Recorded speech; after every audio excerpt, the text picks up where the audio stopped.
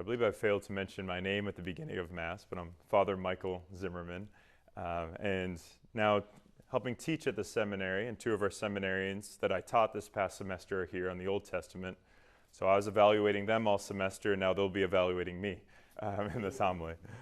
But in today's readings, in preparation for Christmas, coming in just 2 days, which is very exciting, these readings help us prepare. And they help us prepare especially through the figure of John the Baptist. And our first reading is from the prophet Malachi. Malachi being in the Old Testament, and so before John the Baptist and his coming, but referring to him, speaking of him as a type of Elijah, the great prophet Elijah, who prepared the people of Israel for God's presence there, by purifying them from idolatry and foreign gods, false religion. And so we see that John the Baptist also prepares people by purifying the land, preparing them for Christ and his coming. And in Malachi, we see two different ways, two different areas that purification needs to happen. So first we hear that he will purify the sons of Levi. And the sons of Levi are the Levites, they're the priestly tribe. So in a way, it's a purification of the priesthood so that they can offer due sacrifice to the Lord, we hear it being said. And so as someone who also works in the vocations office, the priesthood is a great concern for me and love of mine. And but the other area, it has to do with the family. And we wouldn't have priests. There wouldn't be priests. There's no priestly vocation if there aren't families. That's where children come from the vocation of marriage. And strong families raising their children in the faith is where good priests often come from.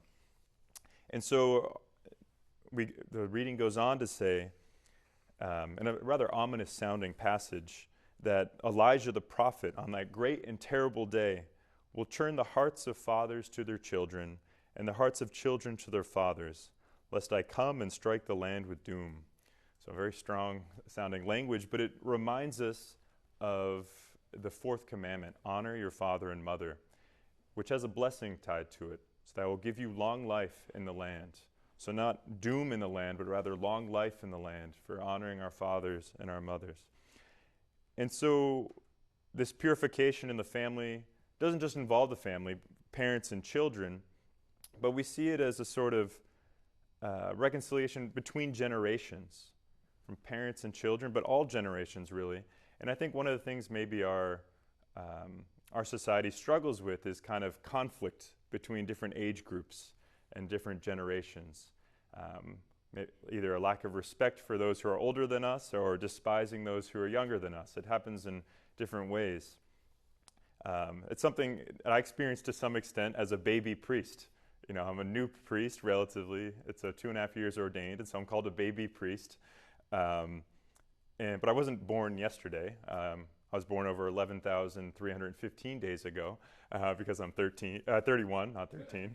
That would be a baby priest.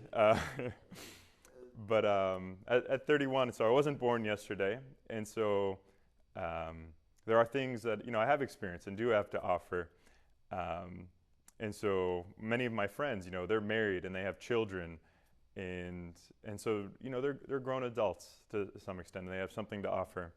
But even for young children, I work with high school students and college students, and it's tempting for me at times to be like, wait, you weren't even born when this happened? When this movie came out, for example. But to any extent that I've been able to form a relationship with these students and to impact them, it's because I've treated them with respect. I've gotten to know them and treated what they had to contribute as valuable and important for us. And we sometimes think children, they're the future of the church, and that may be true, but they're also the present church. They have something to offer to us. They're members of the church even now. It's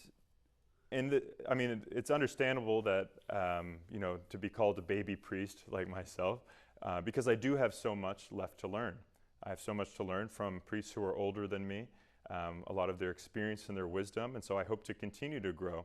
And so similarly, too, we shouldn't despise those who are older than us, simply because they're older. As I've gotten older, there's many things that I can't do that I did when I was younger, and I can maybe miss those things, but it's no reason to be ashamed of our age at all. And so, we should look to those who are old enough for their wisdom, for their experience. And if we are older ourselves, we shouldn't try to hide that fact or be ashamed of our age, but rather take pride in how old we are, however that may be. And we see that old age throughout the Scriptures is seen as a blessing from the Lord, to have a long life and to be able to share that wisdom and that experience with the next generation. And so John the Baptist is purifying these different areas between generations and the priesthood. And so we recognize that Christ comes to us in many ways, and we want to be able to receive him in many ways, whether that's with our families at Christmas, and especially in the Mass that we celebrate, recognizing that Christ comes to us. And so we ask that he purify our hearts so that we can receive him when he comes.